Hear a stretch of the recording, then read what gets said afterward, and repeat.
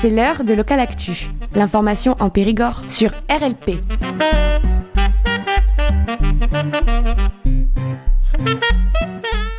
Bonjour à toutes et à tous, vous êtes sur Radio Libre en Périgord et nous recevons aujourd'hui 4 jeunes en BTS Gestion et Protection de la Nature au lycée La Pérouse de Périgueux. Bonjour à tous les 4. Bonjour.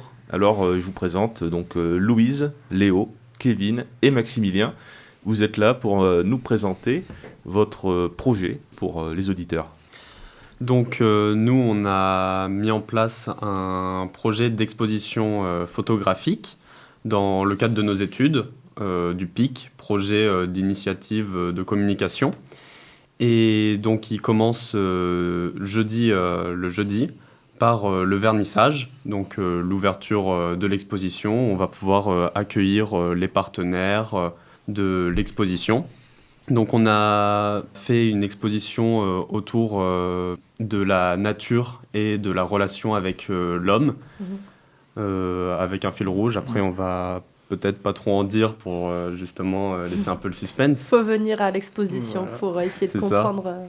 Donc je précise, jeudi donc 27, nous enregistrons le 26. Donc le vernissage aura lieu probablement le jour où vous écoutez cette émission, C'est chers ça. auditeurs. À partir de 18h, c'est ouvert. Et, Ça se passe où ? à Échourniac, à la ferme du Parco. Donc cette exposition démarre donc le 27 avec le vernissage et se termine Le 3 mai. le 3 mai. L'exposition reste un mois à la ferme du Parco. Donc c'est entrée libre, c'est gratuit. Ensuite, l'exposition bougera de place. Est-ce que vous pouvez nous expliquer dans quel contexte se passe ce projet ?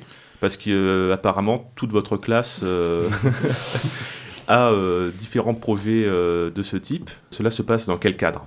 Ça se passe dans nos études scolaires. En fait, cette année, au mois de septembre-octobre, notre prof principal d'ESC, donc éducation socio-culturelle, nous a donné un projet. C'est, en fait, on doit communiquer sur un projet. Le but de ce travail, c'est on se met en groupe et c'est de créer un projet et de faire la communication de ce projet pour attirer du monde.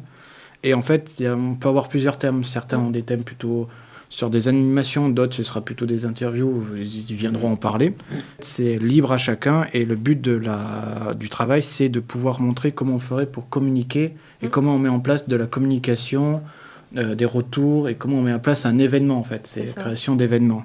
Pour nous mettre dans la vie professionnelle, tout ce qui est communication, même chercher des partenariats, puis monter le projet jusqu'au bout. Parce qu'on est vraiment en autonomie, c'est vraiment les profs, le prof il est là pour nous aiguiller si on a besoin d'aide, mais vraiment les partenariats pour nous, c'est nous qui les avons cherchés, c'est nous qui avons contacté tout le monde, et on a fait de tout A à Z depuis le début. Alors vous avez d'abord choisi un sujet, Oui. Comment avez-vous trouvé cette idée ? Nous sommes tous les 4 passionnés de photographie naturaliste. Donc on avait tous les 4 cette idée de monter un projet autour d'une exposition photo. Et donc ça s'est fait assez naturellement. Vous avez contacté un photographe On a contacté en premier photo. lieu le club photo de Trélissac, avec qui on est en partenariat.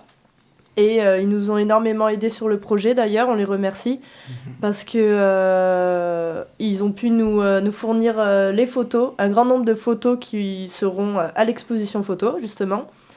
Et on a contacté aussi d'autres comme Pierre Ferny, Ferny, qui est un photographe professionnel qui nous a donné la photo finale et quelques photos en plus qui sont pour l'exposition, C'est ça. qui sera là. Et on a eu d'autres partenaires qui nous ont financé, comme la MSA, Monsieur Bricolage, qui nous ont eux plus aidés dans la partie technique et la partie création de l'exposition, plutôt que dans la partie concrète. C'est ça qui nous a permis de créer l'exposition. Et aussi, l'idée est venue parce qu'au début, l'année dernière, avec Kevin et moi, on en avait parlé parce que j'ai fait un BTS avant, en réalisant une exposition aussi avant. Et en fait, j'avais eu l'idée de vouloir, en savant qu'il y avait le PIC, proposer à des gens avec qui sont passionnés de photos de réaliser ça. Et en fait, tous les 4, on s'est mis d'accord sur le thème, comment on fait et sur comment on la réalise, où et tout ça. Et vous travaillez sur ce projet depuis combien de temps maintenant ? Ça va faire maintenant 6 mois. On a commencé en septembre-octobre, oui.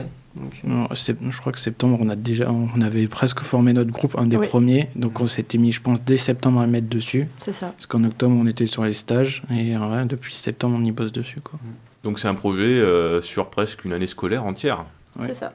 Vous aviez dit tout à l'heure qu'il y avait l'exposition changerait d'endroit. C'est ça, c'est le club photo de Trélissac. Une fois que l'expo sera restée un mois à la ferme du Parco, ils vont la faire bouger donc dans Périgueux, par exemple à l'IUT aussi de Périgueux. Et Oui, cela permet de changer de lieu pour diversifier Parce- aussi vu le que- public. Vu qu'il y a beaucoup de photos à eux et qu'en fait, ils aiment bien notre projet, ils aiment bien notre exposition. C'est ça. Et ils voudraient en fait la permettre aux gens de Périgueux, parce que la fin du parcours, ça, comme tout le monde ne peut pas s'y déplacer, manque de temps et tout ça. Et de la faire tourner, voir comme ça, elle touche vraiment un public plus large. Et même notre lycée voudrait à un moment la récupérer pour la faire tourner dans notre lycée pendant un petit moment aussi. Est-ce qu'il y aurait un moyen de suivre à la trace cette exposition, savoir où elle est exposée Les infos sur le club photo, c'est quand même... Le club photo de Trélissac, où ils risquent d'informer. Il s'agit de photos entièrement à 100% données par ce club photo de Trélissac, ou est-ce qu'il y en a certaines qui sont les vôtres? Alors, Oui. justement, je voulais y venir. Donc, effectivement, on est en partenariat avec le club photo de Trélissac et un photographe professionnel. Mais on voulait également un peu valoriser notre travail.